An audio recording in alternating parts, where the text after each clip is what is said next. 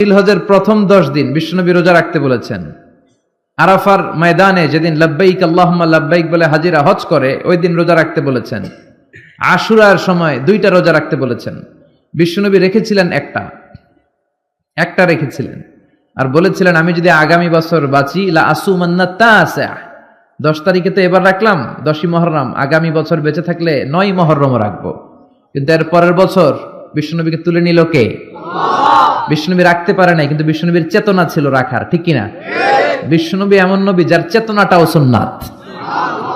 আমরা সুন্নাহ বলতে বিশ্বনবীর কথাগুলোকে বুঝি না, বিশ্বনবীর কথাগুলা সুন্নাত, বিশ্বনবীর আদেশগুলা সুন্নাত, বিশ্বনবীর নিষেধগুলা সুন্নাত। হাত্তাল হারাকাত ওয়াস সাকানাত, তিনি যে নড়তেন এটাও সুন্নাত, তিনি না নড়ে চুপ হয়ে যে বসে থাকতেন এটাও সুন্নাত।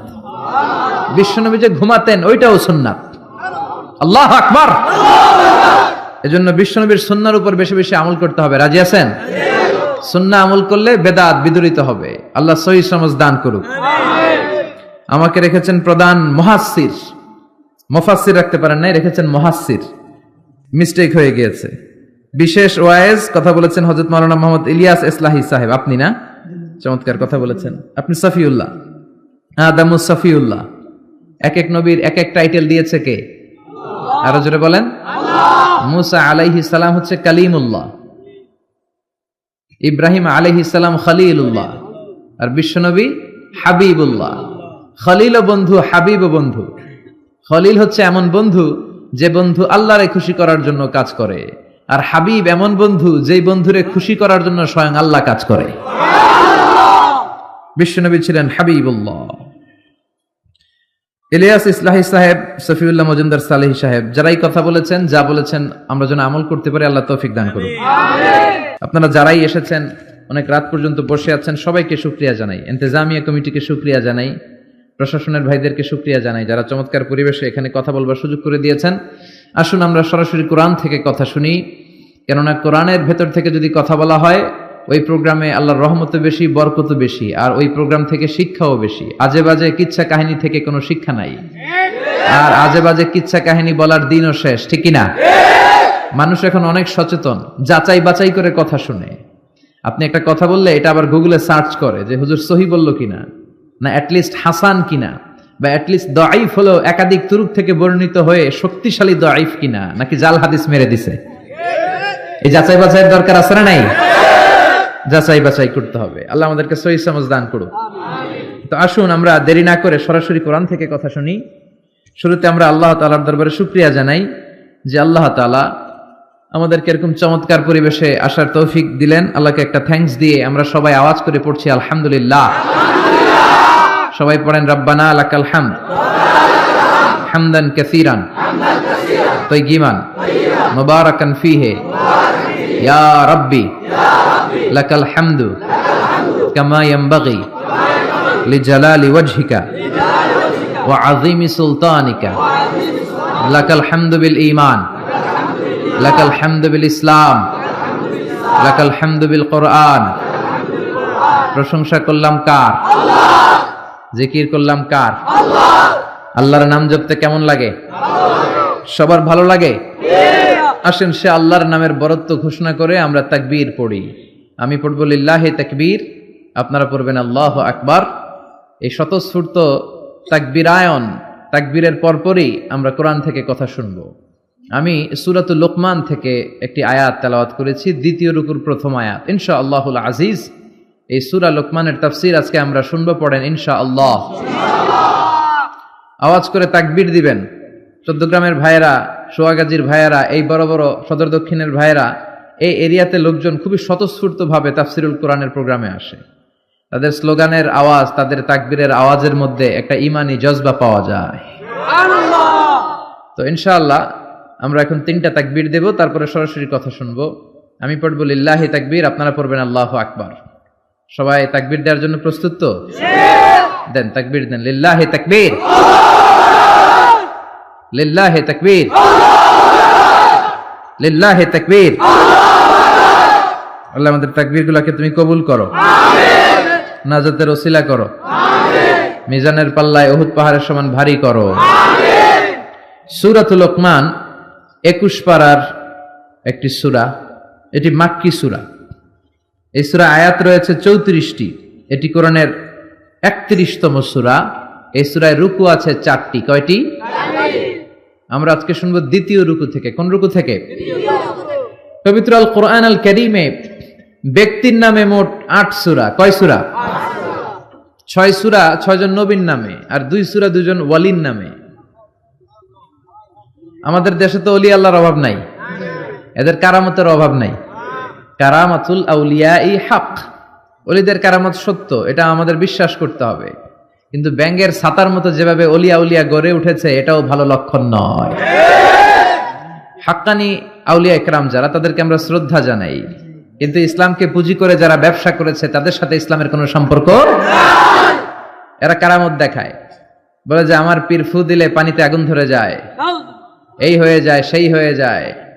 যারা এরকম বলে তাদেরকে আপনাদের ভাঙ্গা রাস্তাগুলো আছে না, ওইখানে নিয়ে যাবেন, বলবেন আমাদের রাস্তাঘাটের বড় সমস্যা, তোমার পীর এত বড় আল্লাহর ওলি, বলো এমন একটা ফু দিবে যাতে আমাদের ব্রিজ হয়ে যায়, যাতে আমাদের ভাঙ্গা রাস্তা সোজা হয়ে যায়। ঠিক কিনা? যেহেতু ওনাদের এত কারামত, কাজে লাগানোর দরকার আছে না নাই? তো ওয়ালিদের নামেও আল্লাহ সূরা দিলেন 2টা, আর নবীদের নামে 6টা, মোট ব্যক্তির নামে 8টা। ঠিক কিনা? 6টা দিয়েছেন 6 নবীর নামে। সূরা ইউনুস, সূরা ইউসুফ, সূরা হুদ, সূরা নূহ, সূরা মুহাম্মদ, সূরা ইব্রাহিম। এই 6 জন নবীর নামে 6 সূরা, আর 2 জন ওয়ালির নামে 2 সূরা। এর মধ্যে একটা হচ্ছে মহিলা ওয়ালি, আরেকজন হচ্ছে পুরুষ ওয়ালি। মহিলা ওয়ালিয়া হচ্ছে উম্মু ঈসা, ঈসা আলাইহিস সালামের মা মারইয়াম। মারইয়াম নামে সূরা কোরআনে আছে না নাই? কাফ হা ইয়া আইন সাদ দিয়ে আল্লাহ শুরু করলেন। আরেকটা হলো পুরুষ ওয়ালি, তিনি হচ্ছেন লোকমান আল হাকিম। যেই লোকমান, সূরা লোকমানের কথা আজকে আমরা শুনবো, পড়েন ইনশাআল্লাহ। সাইয়েদনা লোকমান উনি ওনার ছেলেকে কিছু চমৎকার মহামূল্যবান কিছু উপদেশ দিয়েছিলেন। আল্লাহ তাআলার এই উপদেশ বাণীগুলো এত ভালো লেগেছে, আল্লাহ সরাসরি এই উপদেশ বাণীগুলো কোরআনের ভেতরে তুলে ধরেছে। এজন্য বাবা ছেলেকে উপদেশ দিবেন, রাজি আছেন তো? স্বামী স্ত্রীকে উপদেশ দিবেন, নাসিহাত করবেন। আল্লাহ কোরআনে বলেছে ফাইযুহুন্না, তোমরা তাদেরকে ওয়াজ করো, নাসিহাত করো। আপনার ছেলে ছোট, তারপরেও তাকে নাসিহাত করেন। ইসলাম বলে তোমার ছেলে এইমাত্র জন্ম নিল, তার উপর কোনো হুকুম আহকাম এখনো চালু হয় নাই, তার আমল নামা শুরু হয় নাই, তারপরেও তার কানের কাছে এসে আজান দিয়ে তার সামনে ইসলামটা পৌঁছে দাও। ঠিক কিনা? তারপরে আপনার ছেলের বয়স হলো 7 দিন, ইসলাম বলে ছেলের চমৎকার একটা নাম রেখে দাও, তারপর ছেলের আকিকা দিয়ে দাও। ঠিক কিনা? ছেলেদের সুন্দর নাম রাখতে রাজি আছেন তো? লোকমান নামটা কেমন লাগে? ভালো লাগে? এরকম সুন্দর সুন্দর নাম রাখলে ছেলেগুলো ভদ্র হবে। আহাব্বুল আসমা ইলাল্লাহি আব্দুল্লাহ, আব্দুর রহমান। আল্লাহর কাছে সবচাইতে প্রিয়তম নাম হচ্ছে আব্দুল্লাহ আর আব্দুর রহমান। এই নাম দুটো রাখবেন। নবীদের নাম রাখবেন, সাহাবাদের নাম রাখবেন। কোরআন থেকে চুজ করে করে সুন্দর অর্থবোধক নাম রাখবেন। ইমাম সাহেব, খতিব সাহেবদের কাছে জিজ্ঞেস করে করে ভালো ভালো নাম রাখবেন। ছেলেগুলোরও ভালো করে দিবে কে? উল্টা পাল্টা নাম রাখলে ওইটারও একটা প্রভাব আছে না নাই? লিকুল্লি ইসমিন আসারুন, প্রত্যেকটা নামের একটা ইনফ্লুয়েন্স আছে, প্রত্যেকটা নামের একটা ইম্প্যাক্ট আছে। আপনি ভালো নাম রাখবেন, ওই ভালো নামের প্রভাব আপনার ছেলের জীবনেও আছে না নাই? এক চাচা এসেছে ঢাকাতে গ্রাম থেকে ভাতিজার বাড়িতে বেড়াতে। অনেকদিন পর গ্রামের শাকসবজি নিয়ে এসেছে। তো ভাতিজা চাচাকে আপ্যায়ন করাচ্ছে, মেহমানদারি করাচ্ছে। চাচা বলে, ভাতিজা তুমি থাকো শহরে, আমি থাকি গ্রামে, অনেক দিন ধরে তোমার সাথে দেখা হয় না। শুনেছি তোমার একটা ছেলে আছে, একটা মেয়ে আছে, ওদের সাথে তো দেখা হয়নি কোনোদিন, ডাকো না ওদেরকে। তো ভাতিজা ঘর থেকে ডাক দিয়েছে ব্রাশ ফায়ার। ব্রাশ ফায়ার শব্দ শুনে চাচা খানা থুইয়া দিছে দৌড়। চাচাও দৌড়ায়, ভাতিজাও পেছন থেকে চাচারে ধরার জন্য দৌড়ায়। চাচা বলে, ভাতিজা আমার বয়স 80 হয়েছে, তুমি আমার ব্রাশ ফায়ার করো না। ভাতিজা বলে, চাচা এটা ওই ব্রাশ ফায়ার না, আমার ছেলের নাম ব্রাশ আর মেয়ের নাম ফায়ার। এরকম বিদঘুটে অদ্ভুত নাম সমাজে আছে না নাই? এই নাম যদি রাখেন তাহলে ব্রাশ ফায়ারই হবে। এরা এগুলো ব্রাশ ফায়ারই করবে, এগুলো জ্বালাও জ্বালাও আগুন জ্বালাও, এই কাজই করবে। ঠিক কিনা? এজন্য ছোট্টবেলা থেকে কোরআন তুলে দেন, কোরআনের বঙ্গানুবাদ তুলে দেন, স্যামসাং এর ট্যাবে, অ্যাপেলের আইপ্যাডের ভেতরে, দামি মোবাইলের ভেতরে অ্যারাবিক হরুফগুলার বিভিন্ন ইসলামিক লিরিক্স দিয়ে গান পাওয়া যায়, এগুলো ঢুকায় দেন। কোরআনের তেলাওয়াত ঢুকায় দেন। ছোট্টবেলা থেকে যদি কোরআন শিখান, কোরআনটাই হবে আপনার ছেলের জান এবং প্রাণ। আর যদি গান বাজনা শিখান, গান বাজনা হবে জান আর প্রাণ, ঠিক কিনা? এজন্য কোরআন শিখাবেন ছোট্টবেলা থেকেই, ইসলাম শিখাবেন ছোট্টবেলা থেকেই। আমাদের গ্রাম বাংলায় একটা কথা বলে, কাঁচা না নোয়ালে বাস পাকলে করে। আপনারা বলেন, কাঁচা না নোয়ালে বাস পাকলে করে, পাকলে করে টাস টাস বা ঠাস ঠাস, যেটাই বলেন। ছোট্টবেলা থেকে ইসলাম শিখাবেন। বড় হয়ে গেলে আর শিখানো হয় না, শিখানো যায় না। আমাদের অনেক প্রোগ্রামে লোকজন পানি পড়ার জন্য আসে, বলে আজহারী সাহেব একটু পানি পড়া দেন। তো কিসের পানি পড়া? বলে আমার ছেলের জন্য। কি সমস্যা? আমার ছেলে কথা শুনে না। ও, আপনার ছেলের বয়স কত? কয় হুজুর 30। ওই সর্বনাশ, 30 বছরের পোলার তো পানি পড়া দিয়ে কাজ হবে না। এখন পানি পড়া না, আমারে মেশিনে ঢুকাইয়া বাইটা খাওয়াই দিল, পোলা কথা শুনবে না, ঠিক কিনা? এজন্য কাঁচা না নোয়ালে বাস পাকলে করে। ছেলে মেয়েগুলো যখন ছোট্ট থাকে, কাদামাটির মতো থাকে, দেখবেন কামার একই কাদামাটি দিয়ে প্লেট বানায়, একই কাদামাটি দিয়ে জগ বানায়, একই কাদামাটি দিয়ে গ্লাস বানায়, একই কাদামাটি দিয়ে পুতুল বানায়। এখন এগুলো বানানোর পরে যখন আগুনে পোড়ানো হয়, লাল হয়ে যায়, তখন কি আর কিছু বানানো যায়? তখন কি আর শেপ দেওয়া যায়, স্ট্রাকচার দেওয়া যায়, কাঠামো দেওয়া যায়? দিতে গেলে ভেঙে যাবে, ঠিক কিনা? এজন্য যা শিখাবেন ছোট্টবেলা থেকেই, teach your children the holy Quran. Holy Quran will teach your children everything. আপনি আপনার ছেলের কোরআন শিখান, কোরআন আপনার ছেলেরা সব শিখায় দিবে। সুবহানাল্লাহ। এজন্য সাইয়েদনা লোকমান ওনার ছেলেকে ছোট্টবেলা থেকেই কিছু উপদেশ দিলেন, যেগুলো তার মাথায় ঢুকে যায়। ছোট্টবেলা থেকেই যদি ইসলাম শিখান, খারাপ হওয়ার সুযোগ নাই, বেয়াদব হওয়ার সুযোগ নাই, বেনামাজি হওয়ার সুযোগ নাই, রংবাজ হওয়ার সুযোগ নাই, চাঁদাবাজ হওয়ার সুযোগ নাই। এগুলো হবে নামাজি, এগুলো হবে আল্লাহওয়ালা, এগুলো হবে দেশপ্রেমিক। আর যদি ছোট্টবেলা থেকে সারেগামা পাদানিসা এগুলো শিখান, এই ছেলেগুলোই এক সময় দেখা যাবে এগুলোই হবে বাংলা ভাই, ইংরেজি ভাই, অঙ্ক ভাই, এগুলোই হবে এরশাদ শিকদার, পিচ্চি হান্নান, কালা জাহাঙ্গীর। এক একটা বড় ডন হবে, এগুলা ডন, ডন 1 2 3 সব হয়ে যাবে, ঠিক কিনা? এজন্য সাইয়েদনা লোকমান বুদ্ধি করে ছোট্টবেলা থেকেই ছেলেরে জরুরি কথাগুলো শিখাইয়া দিলেন। এখন কে এই লোকমান? সাইয়েদনা লোকমান ছিলেন একজন নিগ্রু মানুষ, কুচকুচে কালো। আফ্রিকার দেশের লোকগুলো কুচকুচে কালো হয়, আপনারা যারা হজ করতে গিয়েছেন নিশ্চয়ই দেখেছেন। আবার এই সমস্ত এলাকার লোকের অনেকে সৌদি আরবেও থাকে, তো সৌদিতে, কুয়েতে, কাতারে, ওখানেও কিছু নিগ্রু লোক দেখা যায়। তাদের ঠোঁটগুলো হয় পুরু, হাতগুলো হয় লম্বা, কুচকুচে কালো। আমি যখন মিশরে পড়াশোনা করেছি আমি দেখেছি, আমার অনেক আফ্রিকান বন্ধু ছিল কুচকুচে কালো। সাইয়েদনা লোকমান ছিলেন এরকম কুচকুচে কালো। একটু খেয়াল করে দেখেন, একজন মানুষ সাদা হোক কিংবা কালো হোক, এটা আল্লাহ ডাজন্ট ম্যাটার, আল্লাহ এটা খেয়াল করে না। তা না হলে কালো লোকের কথা আল্লাহ কোরআনে তুলে দিতেন না, ঠিক কিনা? ইসলাম বলে কালো আর সাদায় কোনো পার্থক্য নাই। There is no difference between black and white. সাদা কালোয় কোনো ডিফারেন্স নাই, ডিফারেন্স হচ্ছে তাকওয়ার দিক থেকে। ইন্না আকরামাকুম ইনদাল্লাহি আতকাকুম। যার কলিজায় আল্লাহর ভয় বেশি, সেই আল্লাহর কাছে সেরা, ঠিক কিনা? এজন্য কালো হওয়ার পরেও সাইয়েদনা লোকমানের কথা আল্লাহ তুলে দিলেন কোরআনের ভিতরে সরাসরি। উনি পেশায় ছিলেন রাখাল, ছাগল চড়াতেন। সারাদিন ছাগল চড়ানোর পরে যখন ঘরে ফিরে আসতেন, তখন এরকম হাজার মানুষের মিলন মেলা ওনার ঘরের বাইরে। ওনার মনিব বলে, সর্বনাশ, আমার রাখালের কথা শোনার জন্য এত মানুষ কেন? লোকদের জিজ্ঞেস করলো, তোমরা আসছো কেন? সবাই বলে, আপনার রাখাল এটা সাধারণ কোনো মানুষ নয়, সে অসাধারণ মানুষ, সে অনেক বড় জ্ঞানী পণ্ডিত ব্যক্তি। মনিব বলে, আমার রাখাল আবার পণ্ডিত হলো কবে? আজকে একটু টেস্ট করি। ইবনু জারির আত-তাবারি ওনার তাফসিরের ভেতরে, তাফসিরে তাবারিতে এই বর্ণনাটা এনেছেন।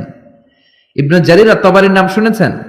অনেক বড় মুফাসসির ছিলেন, মুআররিখ ছিলেন, ইতিহাস বেত্তা ছিলেন। ওনার তাফসির বিশাল ভলিউমের তাফসির, আমরা আল আজহারে পড়েছি। উনার তারিখের গ্রন্থ তারিখ ইবনে জারির অনেক বড় তারিখের ইতিহাসের গ্রন্থ। উনি সারা জীবনে যা লিখেছেন সেটা যদি উনার জীবনকাল দিয়ে ভাগ করা হয় তাহলে দেখা যায় উনি প্রতিদিন গড়ে লিখেছেন প্রায় 85 পৃষ্ঠা। আপনারা 85 পৃষ্ঠা কি ডেইলি পড়েন? আমরা তো 85 পৃষ্ঠা পড়তেও পারি না। উনি প্রতিদিন অন অ্যাভারেজ গড়ে 85 পৃষ্ঠা লিখতেন। উনি ওনার তাফসীর ইবনে জারিরে এনেছেন। মনিব লোকমানকে বলল, ইয়া লোকমান ইযহাব ওয়াযবাহ শাতান, যাও একটা ছাগল জবাই করো, ওয়া আখরিজ মিনহা আতিয়াবা মুদগাতাইন, জবাই করে ছাগলের দেহের সবচেয়ে দামি দুইটা অঙ্গ ছুরি দিয়ে কেটে নিয়ে আসো। সাইয়েদনা লোকমান গেলেন, ফা আখরাজা আল লিসানা ওয়াল কলব, ছাগল জবাই করে ছাগলের জিহ্বাটা আর কলবটা কেটে নিয়ে আসলেন। সুবহানাল্লাহ। মনিব আবার বললেন, ইযহাব, আবার যাও, ওয়াযবাহ শাতান উখরা, আরেকটা ছাগল জবাই করো, ওয়া আখরিজ মিনহা আখবাসা মুদগাতাইনি মিনহা, এবার ছাগলের সবচেয়ে নিকৃষ্ট দুইটা অঙ্গ ছুরি দিয়ে কেটে নিয়ে আসো। সাইয়েদনা লোকমান আবার ছাগল জবাই করে আবারও আখরাজাল লিসান ওয়াল কলব, জিহ্বা আর কলব কেটে নিয়ে আসলেন। সুবহানাল্লাহ পড়বেন না? মনিব বলে, মা হাযা ইয়া লোকমান, লোকমান এটা আবার কেমন কথা? সব চাইতে দামি অঙ্গ কেটে আনতে বললাম, জিহ্বার কলব আনলাম, সবচেয়ে নিকৃষ্ট দুইটা অঙ্গ কেটে আনতে বললাম, সেবারও জিহ্বার কলব আনলা। এবার সাইয়েদনা লোকমান উত্তরে বলে, জিহ্বা এমন অঙ্গ, এই অঙ্গ যদি ভালো হয় এর চেয়ে ভালো আর কোনো অঙ্গ হয় না। আর জিহ্বা এমন অঙ্গ, এই অঙ্গটা যদি খারাপ হয়ে যায় এর চেয়ে খারাপ অঙ্গ দেহে আর হয় না। এই জিহ্বা দিয়ে যদি কোরআন তেলাওয়াত করেন, এই জিহ্বা দিয়ে যদি আল্লাহর জিকির করেন, এই জিহ্বা দিয়ে যদি হকের কথা বলেন, সত্য সাক্ষী দেন, এই জিহ্বা দিয়ে যদি দ্বীনের দাওয়াত দেন, এই জিহ্বার চেয়ে ভালো অঙ্গ আর মানব দেহের মধ্যে দ্বিতীয়টা হতে পারে না।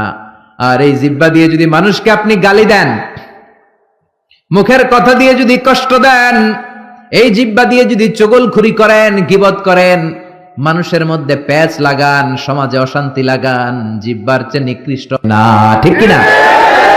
এজন্য আল্লাহ বললেন, আলাম নাজআল লাহু আইনাইনি ওয়া লিসানাও ওয়া শাফাতাইনি ওয়া হাদাইনাহুন নাজদাইন।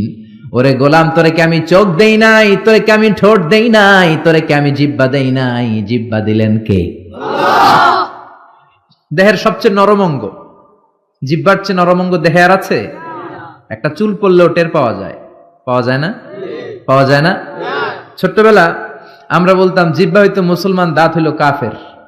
আপনারা বলতেন? কারণ দাঁতের ভেতরে যদি কুরবানির গোশত খাইতে খাইতে আটকায়, জিহ্বা দিয়ে ঠেলে ঠেলে বের করা যায়, ঠিক কিনা? যে জিহ্বা দাঁতের উপকার করলো সেই দাঁত প্রায় জিহ্বাকে কামড় দেয়, ঠিক কিনা? এজন্য আমরা ছোট্টবেলা বলতাম জিহ্বা হচ্ছে মুসলমান, দাঁত হলো কাফের। আবার ছোট্টবেলা ছেলে মেয়েরা বলতো কালো পিঁপড়া গুলো হচ্ছে মুসলমান, লালগুলো কাফের, ওই যে কামড়াইতো। এই কারণে তো জিহ্বাটা এত নরম অঙ্গ, নরম নরম টিস্যু দিয়ে আল্লাহ জিহ্বাকে তৈরি করেছেন। আমাদের জিহ্বার পার স্কয়ার সেন্টিমিটারে টেস্ট বাড রয়েছে 184টা। সেই হিসাবে এই ছোট্ট জিহ্বা দিয়ে আপনি কয়েক হাজারেরও বেশি ধরনের খাদ্যের স্বাদ আস্বাদন করতে পারেন। আল্লাহু আকবার। আবার জিহ্বাটা এত নরম, আল্লাহ বললেন নরম জিহ্বা দিয়ে নরম কথা বলো, ফাকুলা লাহু কওলান লাইয়িনান লাআল্লাহু ইয়াতাযাক্কারু আও ইয়াখশা। ও মুসা, তোমার মেজাজ দিয়েছি গরম, কিন্তু জিহ্বা দিয়েছি নরম। ফেরাউনের কাছে যখন দ্বীনের দাওয়াত নিয়ে যাবা, গরম মেজাজটা নিয়ে যেও না, নরম জিহ্বা দিয়ে নরম ভাষায় দাওয়াত দিবা, ঠিক কি না? নরম জিহ্বা দিয়ে নরম ভাষায় দাওয়াত দিলে হয়তো ফেরাউনের কলিজাটারেও হেদায়েতের দিকে ঝুঁকিয়ে দিতে পারে কে? এজন্য আল্লাহ বলেন, আলাম নাজআল লাহু আইনাইনি ওয়া লিসানা ওয়া শাফাতাইন, আমি তোরে জিহ্বা দিয়েছি। জিহ্বা দিয়েছে কে? আপনি হিউম্যান অ্যানাটমি নিয়ে যদি একটু চিন্তা করেন, একটু ফিকির করেন, আপনি অবাক হয়ে যাবেন যে আল্লাহ তাআলা কেমন করে আমাদের এই শরীরবিদ্যা, এই অ্যানাটমি সেট করেছেন। যেইখানে যেই অঙ্গটা দেওয়া দরকার আল্লাহ সেটা সেখানে দিয়েছেন। নাক যেখানে হলে ভালো ওখানে, জিহ্বা যেখানে হলে ভালো, যেমন হলে ভালো ঠিক ওখানে, মুখ যেখানে হলে ভালো ঠিক ওখানে দিয়েছেন। নাক এইখানে না দিয়ে আমাদের প্রত্যেকের নাক যদি আমাদের পিঠে দিয়ে দিত, আল্লাহ কি অবস্থা হতো? কথা শুনতেছেন? কোনো খাবার খাওয়ার আগে খাবারটা কি ভালো না বাসি হয়ে গেছে ওটা দেখার জন্য পিঠে নেওয়া লাগতো, ঠিক কিনা? সুবহানাল্লাহ পড়বেন না? চোখ দুইটা দিলেন এত চমৎকার জায়গা, একসাথে দেখা যায়, নাক দিয়ে শোকা যায়, তারপরে খাওয়া যায়। চোখ দুইটা যদি এইখানে না থেকে মাত্র 2 ইঞ্চি উপরে হইতো, ডান চোখটা যদি এইখানে হইতো, বাম চোখটা যদি এইখানে হইতো, কি হইতো? শীতের বিকালে ফুটবল খেলতে যায়, ফুটবলে হেড দিলেই চোখ দুইটা ডিমের মতো পোষ হয়ে যেত, ঠিক কিনা? কি আজীব তামাশা, কত সুন্দর সেটিং আল্লাহ। অনেকে বলে কানগুলো আল্লাহ এরকম পেঁচাই দিছে কেন? কপাল পোড়া, মূর্খ, নাদান, জানেই না। কানের ভেতরে এই পেছনে পেছনে অংশ যদি না থাকতো, আপনি ইথারে ভেসে আসা কোনো কথাই শুনতে পেতেন না। আচ্ছা, এই কানগুলো আল্লাহ এখানে না দিয়ে আমার ডান কান যদি আল্লাহ ডান বগলের নিচে দিত, আর বাম কান যদি বাম বগলের নিচে দিত, আজকের মাহফিল শোনার জন্য সবার এমনি থাকা লাগতো, এমনি, ঠিক কিনা? কারণ হাত দিয়ে যদি কান চাপা পড়ে থাকে, আজারি সাহেবের কথা শোনা যাবে? এজন্য সাইয়েদনা লোকমান বললেন, জিহ্বা এমন অঙ্গ, জিহ্বা যদি ভালো হয়, জিহ্বার চেয়ে ভালো অঙ্গ আর হয় না। জিহ্বা যদি খারাপ হয়, জিহ্বার চেয়ে খারাপ অঙ্গ আর হয় না। আবার তিনি কলব দেখে বললেন, কলব এমন অঙ্গ, এটাই শ্রেষ্ঠ, এটাই নিকৃষ্ট। এই কলবে যদি আল্লাহর জিকির ঢুকান, এই কলবে যদি আল্লাহর স্থান দেন, এই কলবে যদি মানুষের জন্য ভালো ভালো কথা চিন্তা করেন, কল্যাণের কথা চিন্তা করেন, মানুষের জন্য ভালোবাসা রাখেন, কলবটাই হলো শ্রেষ্ঠ অঙ্গ। আর কলবে যদি আল্লাহরে না বসায় শয়তানরে বসান, এই কলবের মধ্যে যদি শয়তানের জিকির রাখেন, এই কলব দিয়ে যদি মানুষের জন্য হেট্রেট রাখেন, ঘৃণা, হিংসা, অহংকার, এগুলো দিয়ে যদি মানুষের জন্য ঘৃণা পুষে রাখেন, হিংসা পুষে রাখেন, এই কলবের চেয়ে নিকৃষ্ট অঙ্গ আর হতে পারে না। এজন্য কলব শ্রেষ্ঠ, আবার নিকৃষ্ট। এজন্য কলবের ভেতরে জিকির ভরবেন কার? আল্লাহ বললেন, আলা বিযিকিরিল্লাহি তাতমাইন্নুল কুলুব। দুনিয়ার কোন জিনিস দিয়ে কলব ঠান্ডা হয় না, কলব ঠান্ডা হয় একটা জিনিস দিয়ে, লা ইলাহা ইল্লাল্লাহ, লা ইলাহা ইল্লাল্লাহু মুহাম্মাদুর রাসূলুল্লাহ সাল্লাল্লাহু। এজন্য কলবে জিকির থাকবে কার? আল্লাহ। নাকি কলবে আয়না বসাইবেন? না।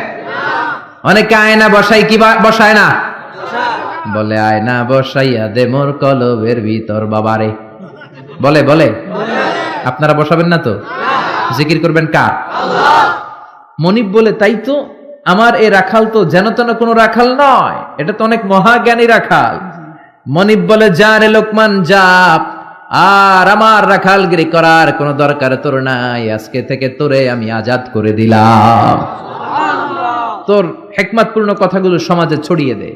সেই লোকমানের কথা আমরা শুনবো, পড়ান ইনশাআল্লাহ।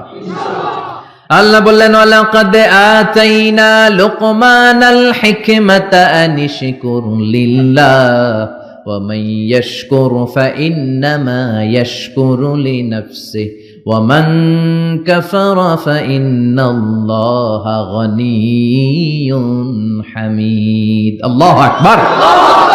আমি লোকমানকে হিকমত দিয়েছি, কার কথা? আল্লাহ। হিকমত শব্দটার সাথে আপনাদের পরিচয় আছে? বলে না যে হুজুর একটু হিকমত নিয়ে কইেন, হুজুর অনেক ঝামেলায় আছি। নোয়াখালীতে মাহফিল কয়, হুজুর খালি হিকমত, হুজুর একটু হিকমত দিয়ে বলে, আর কত হিকমত করো, হুজুর একটু হিকমত করেন, হুজুর হুজুর একটু হিকমতের সাথে বইলেন।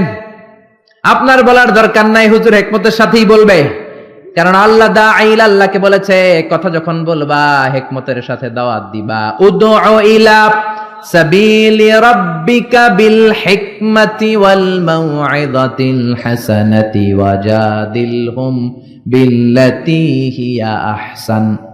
মানুষের কাছে যখন কোরআনের কথা পৌঁছে দিবা, হিকমতের সাথে দিবা, ঠিক কিনা? হিকমত অনেক দামি জিনিস ভাই। হিকমত আল্লাহ সবাইরে দেয় না, আর যারে দেয় তার কপাল লাল করে দেয়, ঠিক কিনা? ইউতিল হিকমাতা মান ইয়াশাউ ওয়া মান ইউতাল হিকমাতা ফাকাদ উতিয়া খায়রান কাসীরা। আল্লাহ যারে চায় হিকমত দেয়, আর আল্লাহ যারে হিকমত দেয় তারে কল্যাণ দেয়, ঠিক কিনা? আবার হিকমতের আরেক অর্থ হলো সুন্নাহ। বিশ্বনবীর দায়িত্ব ছিল ইউআল্লিমুহুমুল কিতাব ওয়াল হিকমা, কিতাব শিখাবে, কোরআন শিখাবে, আর হিকমত শিখাবে। তার মানে বিশ্বনবীর সুন্নাত শিখাবে, ঠিক কিনা? হিকমতের বাংলা হলো প্রজ্ঞা। হিকমতের বাংলা কি? ইংরেজিতে বলে উইজডম। খেয়াল রাখবেন, জ্ঞান আর প্রজ্ঞা এক জিনিস নয়। জ্ঞান হচ্ছে নলেজ, ইলম। জ্ঞান খাটানোর কলা কৌশল জানার নাম হচ্ছে হিকমা। নলেজকে কাজে লাগানোর যে মেকানিজম, কর্মকৌশল, জ্ঞান প্রয়োগের বাস্তব কর্মকৌশল জানার নাম হচ্ছে প্রজ্ঞা। যেরকম সুবহানাল্লাহ। কেমন করে কথা বলতে হয়, কোন জায়গায় কি বলতে হয়, কার সামনে কি বলতে হয়, কোন শব্দ চয়নে বলতে হয়, এটা জানার নাম হচ্ছে হিকমত। পড়েন আল্লাহু আকবার। আপনি জানেন নামাজ পড়লে সওয়াব হয়, নামাজ পড়া ফরজ, যারা নামাজ পড়বে তারা জান্নাতি, এই জানাটার নাম হলো ইলম বা জ্ঞান। কিন্তু কেমন করে রুকু করতে হয়, কেমন করে সিজদা করতে হয়, এটা জানার নাম হলো হিকমত। সুবহানাল্লাহ। আল্লাহ আমাদেরকে হিকমত দিয়ে ধন্য করুক, আমরা পড়ি আমিন। আল্লাহ বললেন ওয়ালাকাদ আতাইনা লুকমানাল হিকমাতা আনিশকুর লিল্লাহ। আমি আমার প্রিয় বান্দা, আমি আল্লাহর ওলি, আমার ওলি লোকমানকে হিকমত দিয়েছি। কে দিয়েছে? আল্লাহ। আর তারে বলেছি আনিশকুর লিল্লাহ, শুকরিয়া করবা একজনের, তিনি কে? আল্লাহ। ওয়া মান ইয়াশকুরু ফাইন্নামা ইয়াশকুরু লিনাফসি, আর যে শুকরিয়া করে তার নিজের জন্যই করে। শুকরিয়া করলে আমাদের লাভ, না শুকরি করলে আমাদের লস। আল্লাহর কোনো লাভ লস আছে নাকি? জোরে বলেন আছে? আল্লাহ বললেন শুকরিয়া করলে আমি বাড়িয়ে দেব, শুকরিয়া না করলে যা দিয়েছি সেটাও কেড়ে নেব। লা ইন শাকারতুম লা আযীদান্নাকুম ওয়া লা ইন কাফারতুম ইন্না আযাবি লাশাদীদ। যদি শুকরিয়া করো নিয়ামত বাড়ায় দিবে কে? আল্লাহ। কুফরি করলে শাস্তি দিবে কে? আল্লাহ। কুফরি করলে আল্লাহর আযাব বড় কঠিন। ইন্না বাতশা রাব্বিকা লাশাদীদ, আল্লাহর পাকড়াও বড় কঠিন। আল্লাহ সব সময় ধরে না, কিন্তু যখন ধরে ধরে ধরে ধরে না, ধরলে আল্লাহ নমরুদরে যখন ধরলেন ছাড়েন নাই, ফেরাউনরে ধরলেন ছাড়েন নাই, আব্রাহারে ধরলেন ছাড়েন নাই। এখনো যদি কাউরে ধরে ছাড়বে? ছাড়বে না। এজন্য তওবা করার দরকার আছে না নাই? নামাজ পড়ার দরকার আছে না নাই? কোরআনের পক্ষে থাকার দরকার আছে না নাই? আল্লাহ বললেন আনিশকুরু লিল্লাহি ওয়া মান ইয়াশকুরু ফাইন্নামা ইয়াশকুরু লিনাফসি। যে শুকরিয়া করে নিজের জন্য করে, যে শুকরিয়া করে তার লাভ, আল্লাহর কোনো লাভ নাই। আল্লাহর কোনো লাভ আছে? লাভ লস কার? জোরে বলেন লাভ লস কার? সহিহ মুসলিমের বর্ণনা, আল্লাহ বললেন ইয়া ইবাদি আন্না আউওয়ালাকুম ওয়া আখিরাকুম ওয়া ইনসাকুম ওয়া জিন্নাকুম কানু আলা আফজারি কলবি রাজুলিন ওয়াহিদ মা নাকাসা মিন মুলকি শাইআ। ও গোলাম, সবাই যদি কাফের হয়ে যাও, সবাই যদি নাফরমান হয়ে যাও, সবাই যদি ফেরাউনের উত্তরসূরি হয়ে যাও, আমি আল্লাহর ক্ষমতা আর এক আনাও কমবে না। ঠিক কি না? আর সব যদি জিকির করতে করতে আল্লাহর ওলি হয়ে যাও, পাক্কা ইমানদার হয়ে যাও, পাক্কা মুমিন হয়ে যাও, আমি আল্লাহর ক্ষমতা আর এক ইঞ্চিও বাড়বে না। ঠিক কি না? আল্লাহর ক্ষমতা বাড়েও না কমেও না। আল্লাহর কোনো লাভ লস নাই। লাভ লস কার? আরো জোরে বলেন কার? এবার সাইয়েদনা লোকমান তার ছেলেকে উপদেশ দিবেন 10টা। জোরে বলেন কয়টা? 10টা। সবাই বলেন কয়টা? 10টা। আজকে আপনারা শুনবেন কয়টা? 10টা। শিওর নাকি 5টা শুনবেন? 5টা শুনে আবার ওঠা বসা করবেন না তো? শেষ পর্যন্ত থাকবেন ইনশাআল্লাহ। আল্লাহ কবুল করুক। وَإِذْ قَالَ لُقْمَانُ لِابْنِهِ وَهُوَ يَعِظُهُ يَا بُنَيَّ لَا تُشْرِكْ بِاللَّهِ إِنَّ الشِّرْكَ لَظُلْمٌ عَظِيمٌ। ও নবী, স্মরণ করুন সেই সময়ের কথা যখন লোকমান তার ছেলেকে উপদেশ দিচ্ছে। কি দিচ্ছে? উপদেশ দিবেন। আমরা উপদেশ দেই না, নাসিহাত করি না। আদ-দীনু আন-নাসিহা, নসিহত করাই হচ্ছে ইসলাম। বাবা ছেলের নসিহত করবে, বন্ধু বন্ধুরে নসিহত করবে, দলের নেতা দলের কর্মীদেরকে নসিহত করবে, কর্মীরা নেতারে নসিহত করবে। জোরে কোন ঠিক কিনা? নসিহত থাকতে হবে। যতদিন নসিহত থাকবে ততদিন ইসলাম থাকবে। ঠিক কিনা? স্মরণ করুন যখন লোকমান ছেলেকে নসিহত করছে, ইয়া বুনাইয়া, আর তার নসিহতের ভাষা ছিল কোমল। নসিহতের ভাষা হতে হবে হৃদয় স্পর্শী, নসিহতের ভাষা হতে হবে কোমল। হৃদয় থেকে দরদ মাখানো কথা বললে এটা আরেকজনের হৃদয়ে যেয়ে লাগে। ঠিক কিনা? আর যদি গালি দিয়ে বলেন ফজরের নামাজ পড়স না, এদিকে আয়, আজকে তোর একদিন কি আমার একদিন, বলা কি ঠিক আছে, আমনের একদিন তাহলে আমারও আছে একদিন। ঠিক কিনা? ঠিক কিনা? কাজ হবে না। এজন্য ভালোভাবে বলেন, সাইয়েদনা লোকমান তাই করলেন, ইয়া বুনাইয়া লা তুশরিক বিল্লাহি ইন্নাশ শিরকা লাযুলমুন আযীম। লা তুশরিক বিল্লাহ, ইয়া বুনাইয়া, ও আমার কলিজার টুকরা, ও আমার বাছা, ও আমার ছেলে, ও আমার সন্তান। আপনারা কি বলেন? ও আমার হোলা, হ্যাঁ সন্তান, ও আমার বৎস, ও আমার কলিজার টুকরা ছেলে, লা তুশরিক বিল্লাহ, খবরদার আল্লাহর সাথে শিরক করো না। ইন্নাশ শিরকা লাযুলমুন আযীম, শিরক হলো মহা জুলুম, অনেক বড় জুলুম। কারণ এই জুলুমটা দুনিয়ার কোনো মানুষের উপর করা হয় না, জুলুমটা করা হয় কার উপর? যে আল্লাহ আপনার রিজিক দিয়েছে, জীবন দিয়েছে, সব দিয়েছে, আপনি আল্লাহর সাথে শিরক করে আল্লাহর উপর জুলুম করলেন, এটা মহা বড় জুলুম। চিল্লায় কোন ঠিক কিনা? এজন্য ছেলেকে সাবধান করে দিলেন। বাবা যারা এসেছেন, ছেলেরা প্রথমে শিরকের ব্যাপারে সাবধান করবেন, কারণ শিরক হলো ঈমান বিধ্বংসী মারণাস্ত্র। এই শিরক, এটা এইডসের চেয়ে ভয়ঙ্কর, এটা ক্যান্সারের চেয়ে ভয়ঙ্কর।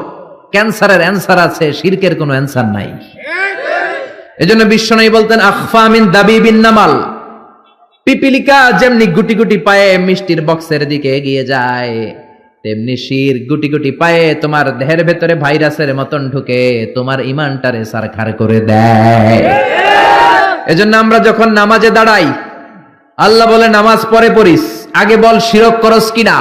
আমরা বলি ওয়াজ্জাহাতু ওয়াজহিয়া লিল্লাযী ফাতারাস সামাওয়াতি ওয়াল আরদা হানিফাও ওয়া মা আনা মিনাল মুশরিকিন। না, আল্লাহ শিরক করি না, ওয়া মা আনা মিনাল, আল্লাহ আমি শিরক করি না। আবার জিলহজ মাসে যখন হজে যান, আল্লাহ বলে হজ পরে করিস, আগে বল শিরক করস কিনা।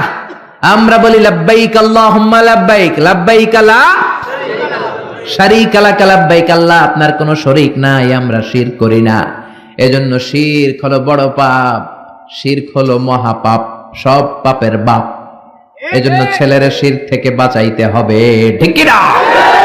আল্লাহ বললেন, ইন্নাল্লাহা লা ইয়াগফিরু আন ইউশরাকা বিহি ওয়া ইয়াগফিরু মা দুনা যালিকা লিমান ইয়াশা।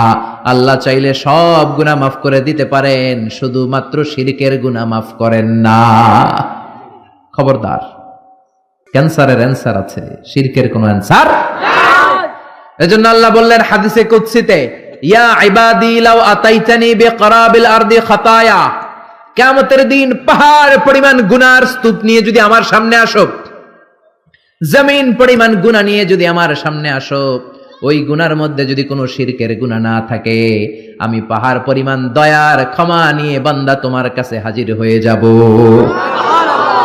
পাহাড় পরিমাণ গুনাহ করছেন, কিন্তু ওই গুনার ভিতরে কোন গুনাহ নাই? শিরকের গুনাহ নাই। তাহলে পাহাড় পরিমাণ দয়া, ভালোবাসার ক্ষমা নিয়ে আপনার কাছে হাজির হয়ে যাবে কে? এজন্য খবরদার, লাইন আশরাকতা লা ইয়াহবাতান্না আমালুক, যদি শিরক করো আমলগুলোরে বাতিল করে দিবে কে? এজন্য সাইয়েদনা লোকমান ছেলেরে বললেন, লা তুশরিক বিল্লাহি ইন্নাশ শিরকা লাযুলমুন আযীম।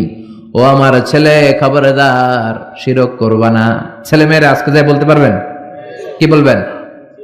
ও বাবা শিরক করিস না, আদর করে বললেন। হ্যাঁ, ও আমার বাবা, আমার বাজান, আমার কলিজার টুকরা, তুই আমার সব। বাপরে বাপ, শিরক করিস না, শিরক বড় পাপ, সব পাপের বাপ, ঠিক কি না? সাবধান করে দেন। শিরক দুই ধরনের, শিরকে আকবার, আরেকটা হচ্ছে শিরকে আসগার। আলোচনাটা কঠিন লাগতেছে?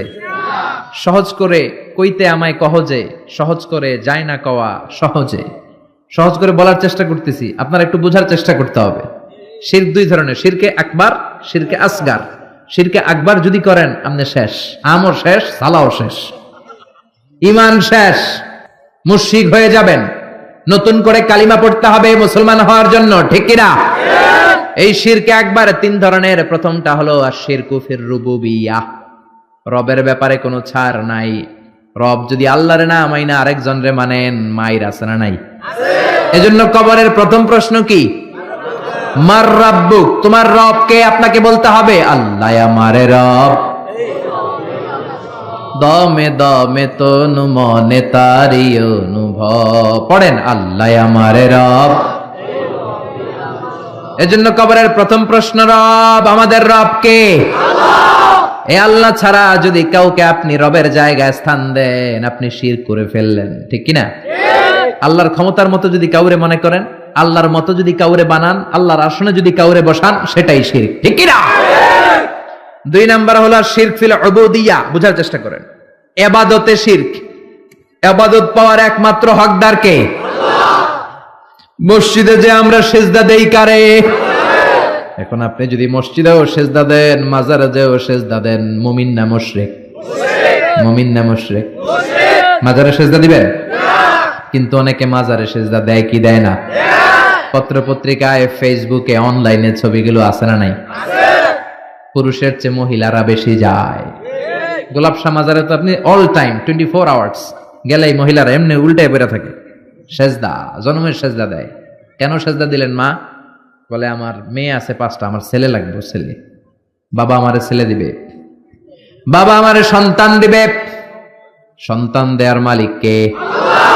মাজারে গেলে সন্তান পাওয়া যায় না। মাজারে গেলে যদি সন্তান পাওয়া যেত, তাহলে কুকুরের সন্তান হয় কেমনে?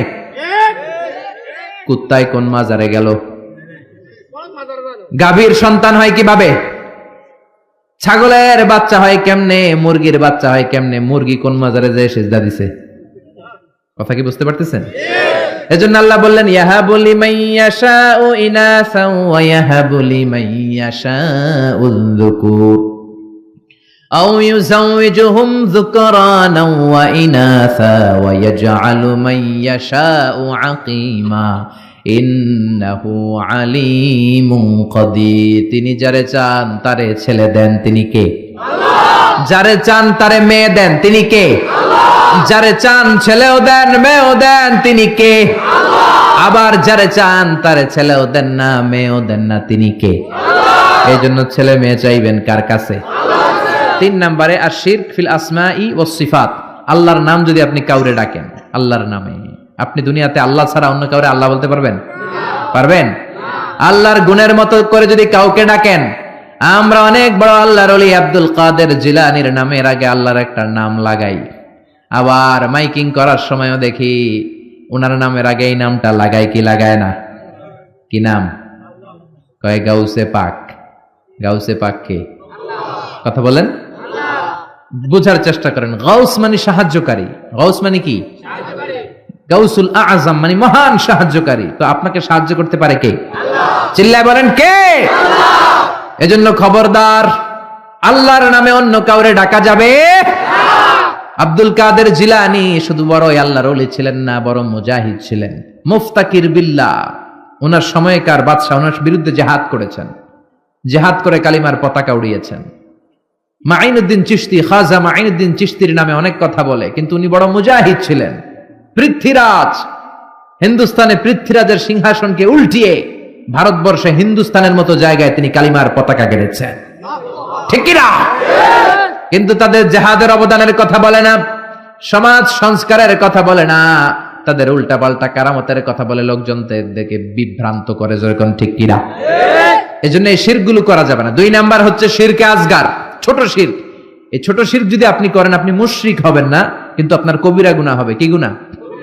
তওবা করতে হবে, তা না হলে মাফ নাই, যেরকম, ঠিক কিনা? সবচেয়ে জঘন্যতম শিরকে আসগার হলো আর রিয়া। বিশ্বনবী বলেন, আমার ইন্তেকালের পরে তোমাদের ব্যাপারে যেই শিরকে আসগার আমি সবচেয়ে ভয় পাই, সেটা হলো রিয়া। সেটা কি? রিয়া আমাদের মধ্যে আছে না নাই?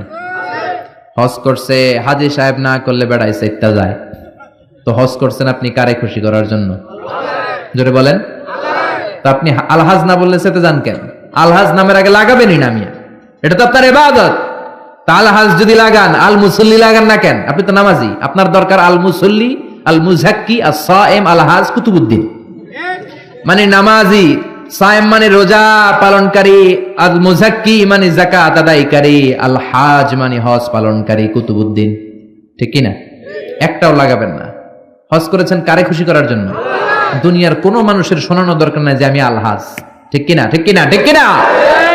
এরকম অনেক শিরকে আসগার আছে আমাদের সমাজে, এগুলো অহরহ।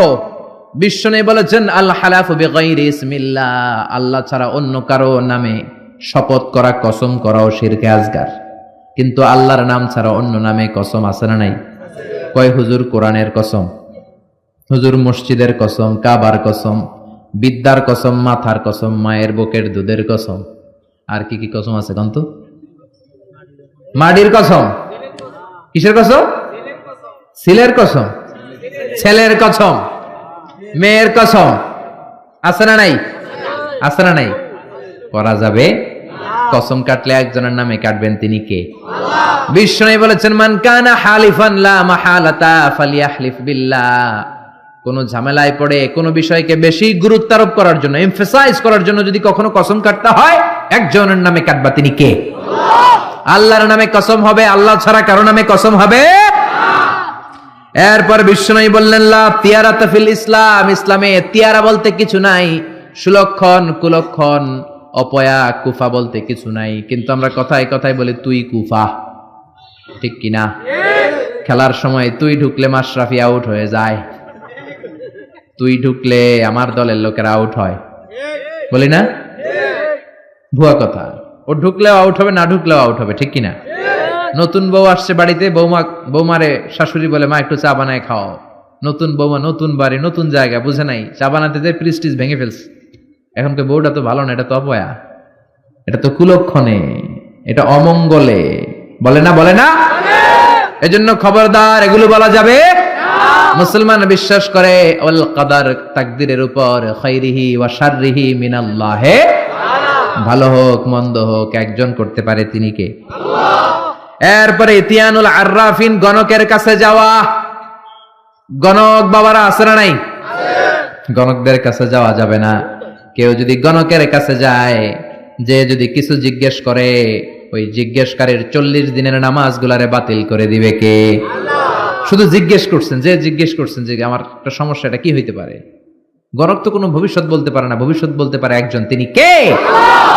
গণকের কাছে যাবেন না, তবে যেতে পারেন এক শর্তে, যে বলবেন, গণক বাবা চেম্বার দিয়েছেন কেন, কি হয় এখানে?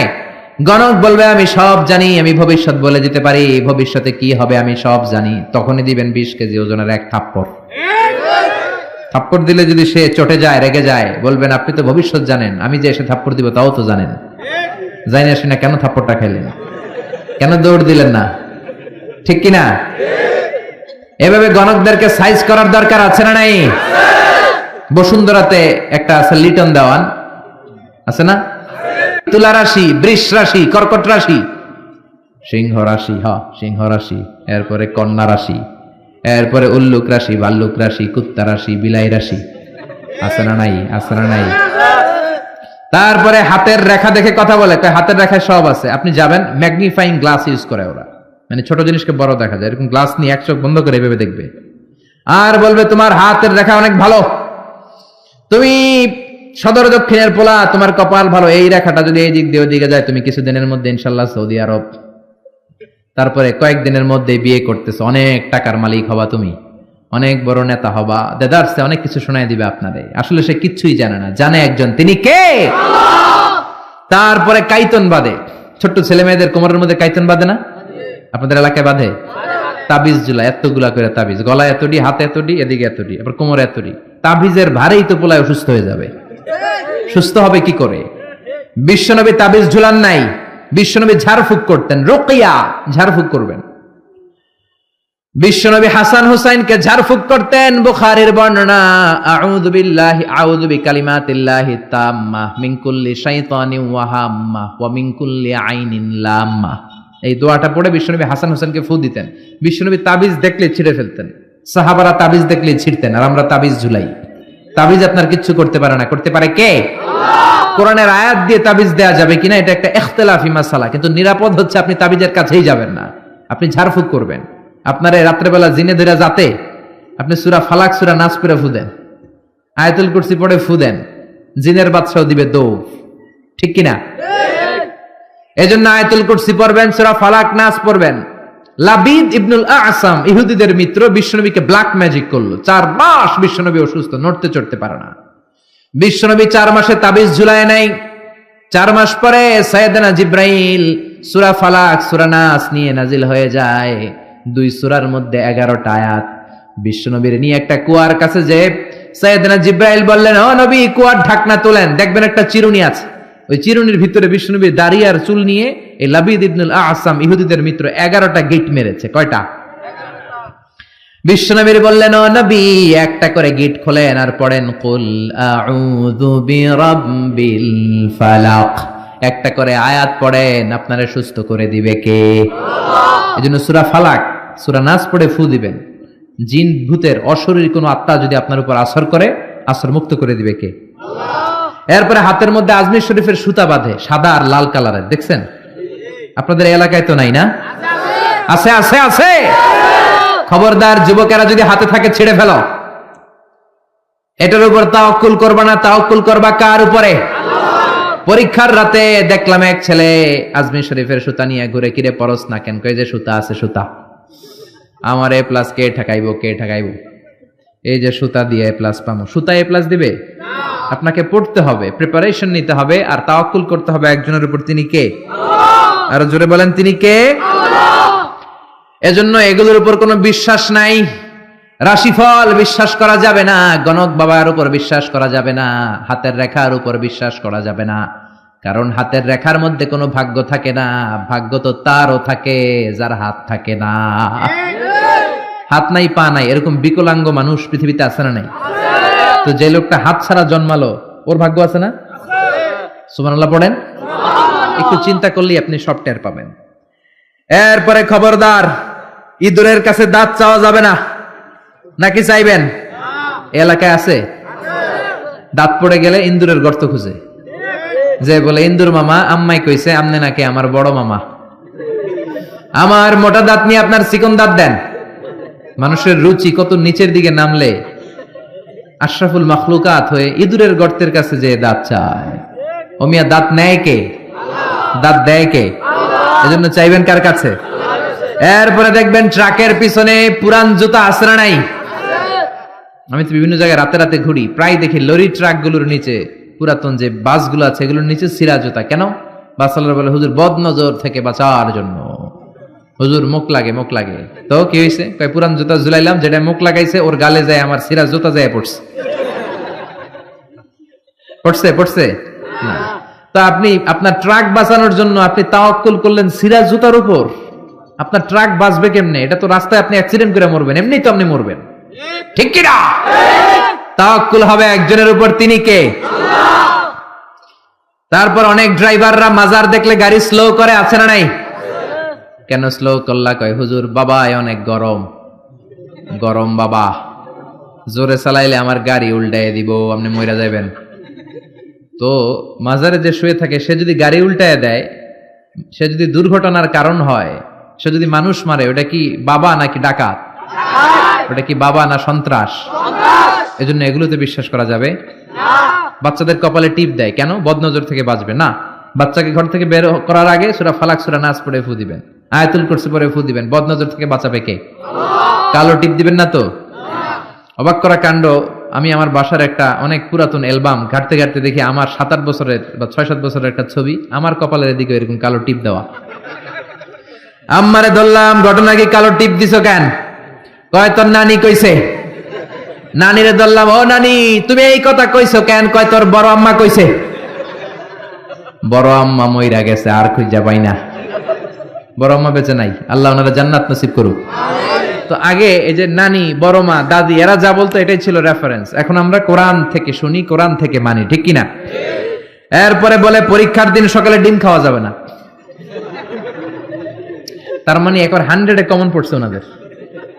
সবার হাসি দেখে মনে হচ্ছে 100-এ 100 কমন। সদর দক্ষিণে এটা ঘরে ঘরে আছে না? ভুয়া কথা। আমি যতবার ডিম খেয়ে গেছি ততবারই ফার্স্ট পরীক্ষায়। ইচ্ছা মতো ডিম খেয়ে যাবা, পরীক্ষায় ফার্স্ট বানাই দিবে কে? আল্লাহ। এরপরে বলে খবরদার জট কলা খাবি না, জমজ সন্তান হবে, বলে না? জট কলা ইচ্ছা মতো খাইবেন। জমজ সন্তান হলে তো আরো ভালো, 2বারের কাজ একবারে সারলো, ঠিক কিনা? 10 মাস 20 মাস একটা মায়ের 2বারে কষ্ট, 2বারে সিজার করে পেট কাটো, 50-50 হাজার করে 1 লাখ টাকা, টাকাও বাঁচলো, মায়ের কষ্টও বাঁচলো, ঠিক কিনা? এজন্য এখন থেকে জট কলা খুঁজে খুঁজে খাইতে হবে। রাজি আছো মুসলমান? এরপরে কয় হাত চুলকালে টাকা আসে, বলে কি বলে না? আবার বলে তোর মাথার মধ্যে 2 গিট, তোর বিয়া হইব 2টা। বলে বলে এজন্য সাইয়েদনা লোকমান ছেলেরে সাবধান করে দিলেন, লা তুশরিক বিল্লাহি ইন্নাশ শিরকা লাযুলমুন আযীম। খবরদার আমার কলিজার টুকরা বাজান, শিরক করো না। এই যেগুলো বললাম এগুলো করো না বাবা, এগুলো করা যাবে না। মুসলমান এগুলোতে বিশ্বাস করে না, এগুলোর উপর তাওয়াক্কুল করে না। মুসলমান তাওয়াক্কুল করে একজনের উপর, তিনি কে? আল্লাহ। 2 নাম্বার উপদেশ, ইয়া বুনাইয়া ইন্নাহা ইন তাকু মিসকালা হাববাতিন মিন খারদালিন ফাতাকুন ফি সাখরাতিন আও ফিস সামাওয়াতি আও ফিল আরদি ইয়াতি বিহাল্লাহ ইন্নাল্লাহা লাতীফুন খাবীর। আল্লাহু আকবার। 10টা শুনবেন তো? মনে মনে কইতেছে হুজুর যেমনে ধরছে টাইট কইরা সারা রাত নিয়ে ফেলবে না, অল্প কয়েক মিনিটে শেষ করে দিব, আর লম্বা করব না, অনেক কষ্ট হচ্ছে আমি বুঝতেছি, 11:30 বাজে।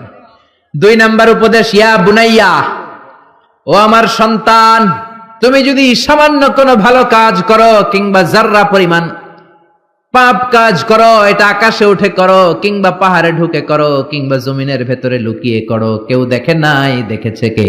আল্লাহ। কেউ যেটা দেখে না, দেখে কে? আল্লাহ। কেউ যেটা শোনে না, শোনে কে? আল্লাহ। কেউ যেটা বোঝে না, বোঝে কে? ইন্নাল্লাহা লাতীফুন খাবীর, তিনি সূক্ষ্মদর্শী। এখান থেকে পিছনে সিপাই কি হইতেছে আমি দেখি না, কিন্তু দেখে কে? আল্লাহ। প্যান্ডেলের উপরে কি হচ্ছে আমরা দেখি না, দেখে কে?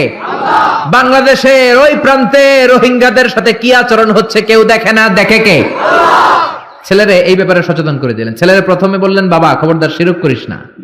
দ্বিতীয় পর্যায়ে বললেন, বাবা ছোট্ট অন্যায় করো, ছোট্ট ভালো করো, কেউ দেখে নাই, আল্লাহ দেখে। এজন্য ছোট্টবেলা থেকেই ছেলেদের মনের ভেতরে আল্লাহর ভয় ঢুকানোর দরকার আছে না নেই? এই ছোট্টবেলা থেকেই দ্য সেন্স অফ অ্যাকাউন্টেবিলিটি, জবাবদিহিতার ভয় ঢুকায় দিবেন ছেলের ভেতরে। এই তাকওয়া নামক সফটওয়্যার যদি ছেলের মাথায় এখনই ইনস্টল করে দিতে পারেন, এই ছেলে কোনোদিন বেয়াদব হবে না, বেনামাজি হবে না, ঠিক কি না? ছোট্টবেলা থেকেই সাবধান করেন। ছোট্ট বাচ্চারা দেখবেন আপনি কালো কালারের কলম কিনে দিয়েছেন তো, স্কুলে যেয়ে দেখে ওর বন্ধুর কলমের কালি লাল, আস্তে করে ওর কলমটা ব্যাগে ভরে নিয়ে আসে না? আপনি এক ধরনের রাবার কিনে দিয়েছেন, এটা ভালো লাগে না, ওর বন্ধুরটা ভালো লাগছে, ব্যাগে ভরে নিয়ে আপনি শিখান বাবা, কারো পারমিশন ছাড়া কোনো জিনিস যদি নাও, এটাকে চুরি বলে, কেউ দেখে নাই কিন্তু দেখছে কে? আল্লাহ। খবরদার কারো জিনিস না বলে নেওয়া যাবে না। আপনার ছেলে রাস্তা দিয়ে হাঁটে, 500 টাকার নোট পেয়েছে, শিখায় দিবেন খবরদার যত বড় টাকার নোট পরে থাকুক হাত দেওয়া যাবে না। ছেলেরা শিখায় দেন, রাস্তা দিয়ে হেঁটে যাচ্ছ, আম বাগানে আম পেকে আছে, টুক করে একটা আম ব্যাগে করে নিয়ে আসছো, কেউ দেখে নাই, দেখেছে কে? আল্লাহ। শিখাবেন এগুলো, ছোট্টবেলা থেকে শিখাবেন। জবাবদিহিতার ভয়, তুমি যাই করেছো কিয়ামতের দিন এটার হিসাব আছে না নাই? 3 নাম্বার উপদেশ, ইয়া বুনাইয়া আকিমিস সালাতা ওয়া আমুর বিল মা'রুফি ওয়ানহা আনিল মুনকার। ইয়া বুনাইয়া, ও আমার বাজান, ও আমার সন্তান, আকিমিস সালাহ মানে কি? সালাতে কায়েম করো, সালাতে কায়েম করো, হবে সম্মানী তুমি, হবে জান্নাতি তুমি, হবে সম্মানী তুমি, হবে জান্নাতি তুমি, দিবে কাল হাসরে শীতল ছায়া আরশে আজিম, রাব্বিয়াল আলা রাব্বিয়াল আযীম। আল্লাহু আকবার। আকিমিস সালাহ, বাবা সালাত কায়েম করো, নামাজ পড়ো, কেননা নামাজের হিসাব প্রথমে নেওয়া হবে। আউয়ালু মা ইউহাসাবু বিহিল আবদু ইয়াউমাল কিয়ামাতি আস-সালাহ, কিয়ামতের দিন সর্বপ্রথম যেই জিনিসটার হিসাবে হবে সেটা হলো নামাজ। ফাইন সলুহাত সলুহা সাইরু আমালি, নামাজের হিসাব যদি সহজ হয় পুরো আমলনামাটারে সহজ করে দিবে কে? আল্লাহ। ওয়া ইন ফাসাদাত ফাসাদা সাইরু আমালে, নামাজের হিসাব যদি গন্ডগোল লেগে যায় সব গন্ডগোল পাকায় দিবে কে? আল্লাহ। এজন্য ছেলেরা ছোট্টবেলা থেকেই নামাজ শিখাবেন। রাজি আছেন তো? তাহলে সাইয়েদনা লোকমান প্রথমে বলল, বাবা শিরক করবি না। তারপরে বলল, বাবা যাই করো না কেন কেউ না দেখুক, দেখে কে? আল্লাহ। তারপরে বলল, বাবা সালাত কায়েম করো। কি কায়েম করো? বিশ্বনবী বললেন, মুরু সিবিয়ানাকুম বিস-সালাতি ওয়া হুম 7 সিনিন, ছেলের বয়স যখন 7 হয় নামাজের আদেশ দাও। ওয়াদরিবুহুম আলাইহা ওয়া হুম 10 সিনিন, 10 বছর বয়স হলে নামাজের জন্য শাসন করো। ঠিক কি না? বয়স যখন 7, শাসন করবেন না, বলবেন বাবা নামাজে যা, সাথে করে নিয়ে যাবেন। অবশ্যই বাচ্চাদেরকে মসজিদে নিয়ে যাবেন। আমাদের বাংলাদেশে বাচ্চা নিয়ে মসজিদে ঢুকতে দেয় না। কিছু মুরব্বীরা চাইত্যা ওঠে, কিছু মুরব্বীরা রেগে যায়। এই মুরব্বীরা ওই বাচ্চার বয়সে মসজিদের দিকে পয়রা পিছলা খাইয়া পড়েও নাই, ঠিক কিনা? কিন্তু বাচ্চা দেখলে ধমকায়। পৃথিবীর কোন দেশে বাচ্চা মসজিদে ঢুকলে ধমকায় না। বাচ্চারা খেলা করতেছে, আওয়াজ করতেছে, কেউ কিছু বলে না। একটু ডেকে বলে দুষ্টামি করো না, ওই পাশে যাও, আস্তে আস্তে খেলো, ডিস্টার্ব যাতে না হয়। কিন্তু বাংলাদেশে ছোট্ট বাচ্চা নিয়ে ঢুকলেই বিপদ। লাভ দিয়ে ওঠে মুরব্বীরা। ও আমার মুরব্বী বাজানেরা, ছোট্ট বাচ্চা দেখলে ধমকাবেন না। আজকে ধমকায় যে বের করে দিলে না, আর ভিতরে ঢুকবে না, বাইরে সাদাবাজি করবে, রংবাজি করবে, ঠিক কিনা? ঢুকতে দেন, অ্যাকোমোডেট করেন, যত বেশি অ্যাকোমোডেট করা যায়। মহিলাদেরকে মসজিদে ঢুকতে দিবেন। বিশ্বনবী ঈদগাহে আসতে বলেছেন মহিলাদেরকে। হায়েজওয়ালি মহিলারাও যেন আসে, ওন্না না থাকলে আর মহিলা থেকে ওন্না নিয়ে যেন আসে। জুমার নামাজে, ঈদের নামাজে মহিলাদের আসতে হবে যদি জায়গা থাকে। কিন্তু ওয়াক্তিয়া নামাজগুলো মহিলারা ঘরে পড়বে। মহিলারা ঘরে নামাজ পড়লে ডবল সওয়াব, ঠিক কিনা? কিন্তু ঈদের নামাজে, জুমার নামাজে আসার দরকার আছে না নাই? মহিলাদের জন্য আমরা মসজিদে তালা ঝুলালাম, মসজিদে মহিলাদের ঢুকতে দেই না। এজন্য এদেশের নারীরা 2টা জায়গায় বেশি যায়, এক যায় বাজারে, 2 যায় মাজারে। মসজিদে ঢুকতে দেই না, আমরা আটকায় রাখছি। এজন্য ছোট্ট বাচ্চাদেরকে ঢুকতে দিবেন। আর বাচ্চা নিয়ে যারা যাবেন, কাতারের এক পাশে চলে যাবেন, একেবারে ডান দিকে বা বাম দিকে। বাচ্চারা ডানে বা বায়ে রাখবেন, এটা বুঝাই দিলেই হইলো। কিন্তু বাচ্চা দেখে ধমকাবেন না। কোনদিন কোনো বাচ্চারে মসজিদ থেকে বের করবেন না, খবরদার, আল্লাহ আপনারা জান্নাত থেকে বের করে দিবে। বাচ্চা যদি মসজিদে যায় বুঝাবেন, আহলান সাহলান বলবেন, সালাম দিবেন। জীবনটা তার এই তো শুরু। এখনই যদি মসজিদে আসে, পাক্কা মুসল্লি। আপনি নামাজ ধরছেন কত বছর বয়সে? আপনি দাড়ি রাখা ধরছেন কত বছর বয়সে? দাড়ি এই দেশের মানুষেরা রাখে যখন আর ব্লেড দিয়া কিছু করা যায় না। হয় ব্লেড ভাঙবে, নয় গাল কাটবে। হয় গাল কাটবে, নয় ব্লেড ভাঙবে। ওই সময় দাড়ি রাখা শুরু করছে, ঠিক কিনা? ঠিক কিনা? ঠিক কিনা? সমাজে কেউ তারে দাম দেয় না, ছেলে কথা শোনে না, মেয়ে কথা শোনে না, বাড়িতে সময় কাটে না, তখন মসজিদ ধরছে। এরকম নামাজি আছে না নাই? তারপর আপনাদেরকে আহলান ও সাহলান, যারা এরপরেও দাঁড়িয়ে রেখেছেন, এরপরেও মসজিদে যাচ্ছেন, আহলান ও সাহলান। কিন্তু বাচ্চাদেরকে মসজিদ থেকে কোনোদিন তাড়িয়ে দেয়া যাবে না। ছেলেরে বললেন আকিমিস সালাহ, নামাজ পড়ো। 7 বছর বয়স থেকে যদি আপনি দাওয়াতি কাজ করেন, 8 বছর বয়সে বলবেন বাবা পড়, 9 বছরেও পড়, 10 বছরও যদি না পড়ে তখন শাসন। 7 বছর থেকে বলা শুরু করলে 10 বছরের আগেই ছেলে পাক্কা নামাজি, ঠিক কিনা? অনেকে বলে হুজুর সকালবেলা আমার ছেলে ঘুমায়, আমি কি করুম? আমার অনেক আদরের পোলা সকালে ঘুমায়। আহা, আমার পোলাটা সকালবেলা ভূমিকম্প হইলে কি করবেন? দৌড়। আপনি একাই দৌড় না, পোলা লইয়া দৌড়? তা আদরের পোলা না, একটু ঘুমাক। সকালবেলায় আগুন লাগলে কি করবেন? আগুন লাগলে কি করবেন? আদরের পোলা আর একটু ঘুমাক নাকি? দুনিয়ার আগুন থেকে বাঁচানোর জন্য ছেলেরা যদি টানা হেচড়া করে ঘর থেকে বের করে বাঁচাতে পারেন, জাহান্নামের আগুন থেকে বাঁচানোর দায়িত্বটা বাবা হিসেবে আপনার আছে না নাই? এজন্য সাইয়েদনা লোকমান 3 নম্বরে বললেন আকিমিস সালাত, নামাজ কায়েম করো। 4 নম্বর উপদেশ, ওয়া আমর বিল মা'রুফি ওয়ানহা আনিল মুনকার, ভালো কাজের আদেশ দাও, মন্দ কাজ থেকে নিষেধ করো, ঠিক কি না? ছেলেরে বুঝালেন বাবা তুই একা নামাজ পড়লে হবে না রে বাবা, তোর ফ্রেন্ড সার্কেলকে একসাথে নিয়ে মসজিদে ঢুকবি, বন্ধু বান্ধব নিয়ে ঢুকবি, একা ভালো করলে হবে না, সমাজটারও ভালো করার দরকার আছে না নাই? আপনি একাই বুজুর্গ, একাই আল্লাহর ওলি, সমাজটারও বুজুর্গ বানানোর দরকার আছে না নাই? একা নামাজ পড়লে আপনি পার পাবেন না। কিয়ামতের দিন আল্লাহ বলবে তোর ফ্রেন্ড সার্কেল নামাজ পড়ে নাই কেন? বিকেল বেলা ক্রিকেট খেলার পরে অজু করে তুই মসজিদে ঢুকতি, তোর বন্ধুগুলোর মাঝখানে দাওয়াতি কাজ করলি না কেন? বন্ধু বান্ধবদেরকে ইসলামের দাওয়াত দিলি না কেন? এজন্য একা বাঁচলে হবে না, সমাজের সবাইকে নিয়ে বাঁচতে হবে। মরলে একসাথে মরবো, বাঁচলে একসাথে বাঁচবো, ঠিক কি না? ছেলেরা এটাই শিখালেন, ও আমর বিল মারুফ, সৎ কাজের আদেশ দাও, ওয়ানহা আনিল মুনকার, খারাপ কাজ থেকে মানুষকে বাধা দাও, থামায় দাও, প্রতিবাদ করো। প্রতিবাদ আমরা ভুলেই গেছি। আমরা হেকমত করতে করতে প্রতিবাদের ভাষা আমরা হারিয়ে ফেলেছি। আমাদের ঈমান ভোতা হয়ে গিয়েছে, আমাদের কণ্ঠ থেকে প্রতিবাদের আওয়াজ আর বের হয় না। আমরা সমাজের অন্যায়গুলো দেখেও দেখি না, পাপগুলো শুনেও শুনি না, মাজলুমদের আর্তচিৎকার আমাদের কানে পৌঁছতে চায় না। আমরা সবাই মিলে যদি সমাজটারে সুন্দর করতে চাই, জালিমের দাঁত ভাঙা জবাব দিতে চাই, সাহায্য করবে কে? একসাথে হন, অনেক বড় শক্তি। এই শক্তির সামনে কেউ দাঁড়াতে পারে না, ঠিক কিনা? ছেলেরা শিখালেন ওয়ামুর বিল মারুফ, নিজে ভালো কাজ করবি, সমাজেও আদেশ দিবি, নিজে খারাপ করবি না, সমাজেও কোনো খারাপ কাজ হতে দেওয়া যাবে না। কারণ আযাব আর গজব যখন আসে শুধু জালেমদের উপর আসে না, আলেমদের উপরও আসে। আলেম সাহেব, তুমি খারাপ দেখে খারাপটা বললা না কেন? হক দেখে হকের কথা বললা না কেন? ঝুঁকি নিয়ে দাওয়াতি কাজ করলা না কেন? ঠিক কিনা? আযাব যখন আসে তখন সমাজের শুধু বেনামাজিদের উপর আসে না, নামাজিদের উপর আসে। আযাব যখন আসে ইন জেনারেল আসে, গণহারে সবাই মরে, জালিম মরে, জিনাকার মরে, বেনামাজি মরে, আল্লাহর ওলিরাও মরে, ঠিক কিনা? তুমি ঘরে বসে বসে জিকির করে তোমারে ওলি হইতে কইছে কে? সমাজটারে তুমি পরিবর্তন করো নাই কেন? ঠিক কিনা? সাইয়েদনা মুসা আল্লাহরে বললেন, আল্লাহ কোন এলাকার উপর যখন আযাব দেন, ওই এলাকার জালিমদের উপর না দিয়ে সবার উপরে দেন কেন? জালিমরা যেমনি মরে, আলেমরাও মরে কেন? জালেমরাও মরে, আলেমরাও মরে, কারণটা কি? জালিমও মরে যায়, আলিমও মরে যায়, খারাপ লোকগুলাও মরে, ভালোরাও মরে।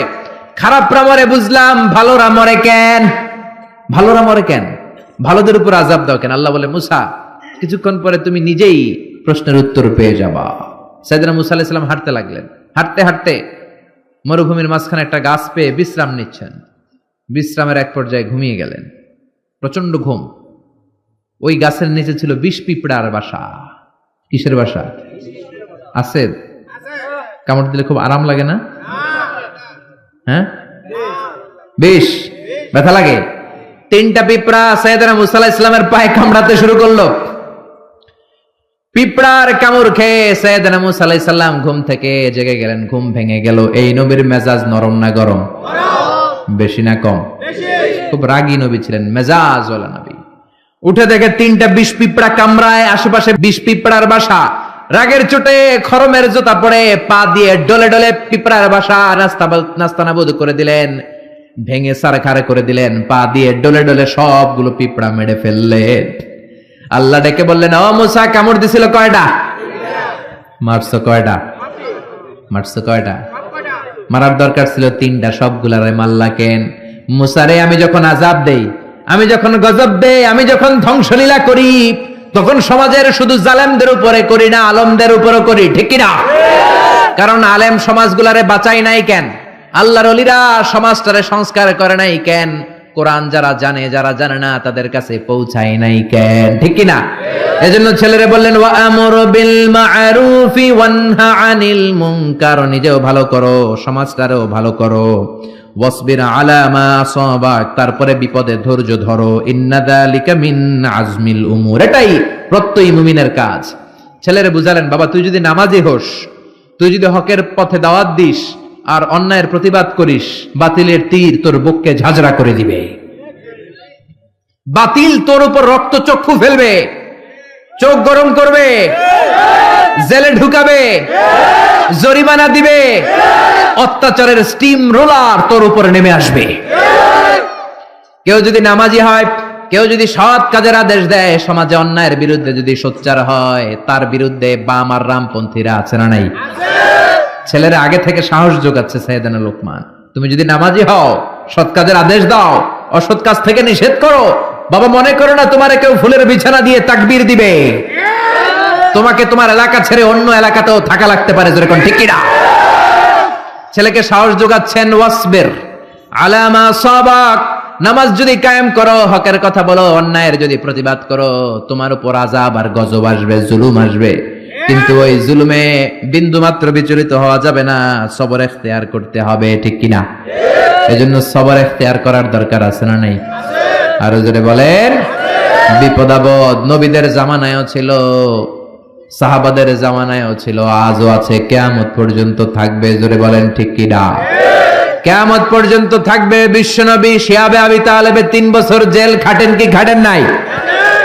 আপনি খাটছেন কয় বছর? বিশ্বনবী উহুদের ময়দানে দাঁত ভাঙলেন, আপনার দাঁত ভাঙছে কয়টা? আমার ভাঙছে কয়টা?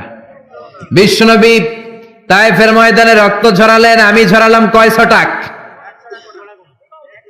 বিশ্বনবী দাওয়াত দিলে আবু জাহেলরা ঘর থেকে বের করে দেয়। বিশ্বনবী কোরআনের কথা প্রচার করলে নিজের জন্মভূমি মক্কা থেকে তাড়িয়ে দেয়। আপনিও দাওয়াত দেন, আপনারে কেউ কিছু কয় না, আপনার বিরুদ্ধে কেউ লাগে নাই, তার মানে আসল দাওয়াত আপনি পৌঁছাতে পারেন নাই। আসল কোরআনের বাস্তব আলোচনা, বাস্তব কথা, বাস্তব শিক্ষা আপনি সমাজে দিতে পারেন নাই। চিল্লায় এখন ঠিক না? কারণ আসল দাওয়াত দিলে বাতিলের তীর আসবে। আসল দাওয়াত দিলে বাম আর রামপন্থীরা আপনার উপর ক্ষেপে উঠবে। আসল কোরআনের কথা বললে কোরআন বিরোধীরা আপনার পেছনে উঠে পড়ে লাগবে। এখন আপনি দাওয়াত দেন, সবাই দেয় হাততালি, তার মানে দাওয়াতে ভেজাল আছে না নাই? আছে না নাই? এই যে কাগজটা, এই কাগজের মধ্যে যদি কলম দিয়ে লেখেন পানি, এটা ভিজবে না, কিন্তু পানিতে ফেললে ভিজবে কি ভিজবে না? কলম দিয়ে আগুন লেখলে পড়বে না, কিন্তু আগুনের উপর রাখলে পড়বে কি পড়বে না? হকের দাওয়াত এমন দাওয়াত, বাস্তব দাওয়াত, কোরআনের দাওয়াত যদি আপনি দেন, দেরি করা লাগবে না, বাতিলের তীর এসে আপনার পিঠ ঝাঁঝরা করে দিবে। ঠিক কি না? এজন্য ছেলেরে সাবধান বাণী শোনাচ্ছে বাবা, বিপদে ধৈর্য ধরবা। যারা